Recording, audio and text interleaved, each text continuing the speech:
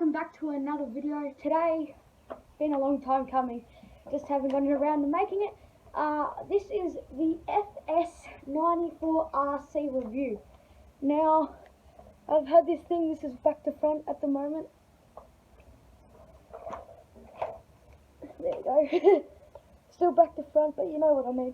I've had this thing for a solid 5 or 6 months now, and I've really enjoyed it. Sorry about all the crackling and all that. It's just a very windy day down here in Melbourne.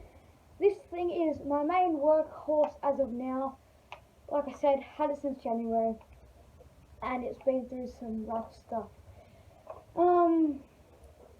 The first thing, probably I've put a minimum of 25 hours on this. I use this quite a bit around my house. And just day-to-day properties. I don't have as many properties as I'd like at the moment, of course, but you're always dreaming for bigger things. So this is a great workhorse. It, as far as I know, is 24 cc. It's the FS model, so it's not the KM model, so it's not the combi attachment, as my friend James has from Legendary Landscaping. If you haven't already, drop a sub and a like at his channel, because he makes some really intriguing stuff as well. So, as you can see, it needs a bit of a wash, but that's just kind of wear and tear. I've shown this off a few times on my Instagram before, and I just love it. So, pros and cons of this. First pro is I love this button right here. Every time I start it up and I want to turn it off, press that button in, let it go, and it's automatically back on. It's one of the best things you can ever get on a whippersnipper like this, because you don't flood the engine, and especially with all my equipment being steel, mainly everything handheld product wise I own is just that off and on switch, like the HS45, the new blower I bought, my old whippersnipper, those type of things. Whereas with the BG56 and this, I love it. It's just so nice and easy, and you don't forget it. Next thing I love on this as well is the auto choke. So of course, when you first start this up, you always have to put, always have to put the choke on, and then as soon as it revs up, all you have to do is add the, once you pull the trigger, the choke automatically turns off. So it's a great feature, yet again, so you're not pulling there for hours and flooding the engine. There's a plane flying over the top, and I really enjoy that, of course. I've gotten a few questions about the spark arrestor on these type of machines. I do have to clean it regularly. This is just a little pro tip. You always have to clean your spark arrestors regularly if you buy this product, or if you buy any steel brush cutter like the FS91. But this one, I've known the difference. When I first bought it, the revs were quite high, but as the spark arrestor got filth in it and gunk, the revs are now dialed down a bit. So you will have to clean this out regularly. I'd probably say every 4 months or so. If you honestly want to, take it out, but you have to take out the whole carburetor as far as I know. Another thing is, I don't know if it's like this in your suburbs, but due to the regulations here in summer in Australia, because of the bushfire that happened last summer, you have to have these spark arrestors on, or else you could get fined for it. And if you don't know what the spark arrestor is, I'll just show you real quick. So that little fabric looking thing there inside the motor, I don't know if you can see it, it's that piece right there where I've got my little fingernail. It's just like a wide piece, and I'm not really sure of the purpose of it at the moment, but I think it just reduces sparks and other activities like that. Now, what's another pro?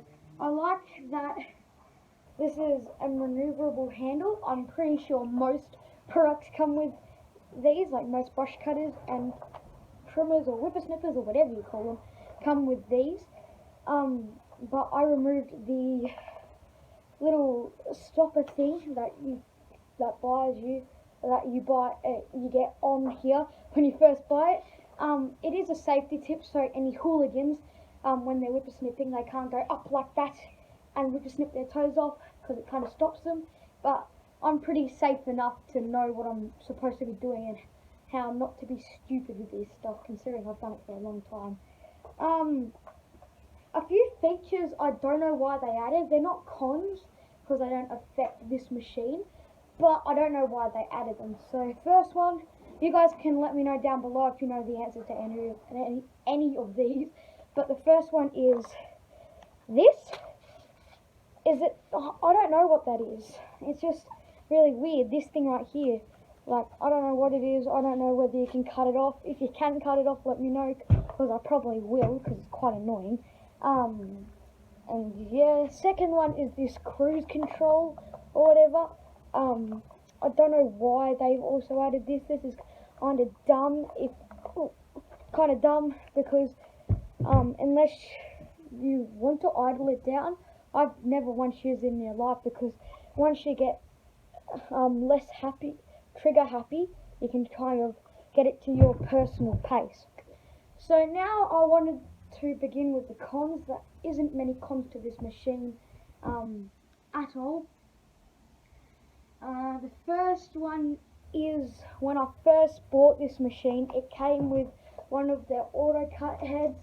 Now, because Stihl's a solo operating system, they will not let the Shindaiwa speed feeds or the Echo speed feeds be put on there. They can't put them on themselves due to regulations and all that stuff. So I have to go to another dealer, get the speed feed put on, and it only costed me, costed me about $30 in the end, put it on, all that. And I'm just running the Speed Feed 400 as of right now. Now, cons. Auto choke. Now, I said this was good earlier, but there's a different sense to what I mean with this choke. With this choke, you have to push it in, and you have to twist it. And if you're in a hurry, or if you just want to get stuff started, it takes at least 3 or 4 goes for me if I'm in a hurry. See, look, I try, and then you finally get it after a while. But that is a bit annoying, especially because then if it doesn't choke, then all this stuff happens to the engine, so it kind of gets really annoying over time. So there's not much you can do about it, but the spring load technique, I guess, makes it less stiff. I'm not really sure, but for me, that's a bit of a design fail. I'm not too fussed though, because it doesn't affect me too much. Next is where the primer bulb is set. The primer bulb is set right here. On the older FS94s and the KM94s, the primer bulb was on top right here. Now, I preferably like it on top. I was talking to James about this the other day, because when it's on the bottom, when it's on the side, you have to push over, whereas when it's on the top, just click it, push, go ahead. When you have to click it, so you have to kind of maneuver the machine a bit more, whereas with that, it's got the easy to start mechanism. But yeah, I think that's all I've got for the review. If anyone's looking to buy a product like this, whether you're a solo operator, a guy just starting out, big landowner, I could not recommend this machine enough. Stihl have done an amazing job on it, and I can't say anything besides the obvious thing I've already talked to you guys about. The power is good, especially what I'm doing. I'll probably upgrade later in the year, but this will still be my main workhorse for quite a long time now. But I really enjoy it. If you haven't already, please subscribe. My goal by the end of the year is to get us to 100 subscribers on this channel, and I'd really appreciate it. Show your love and support down in the comments and like section, and I'll see you guys next time. Peace.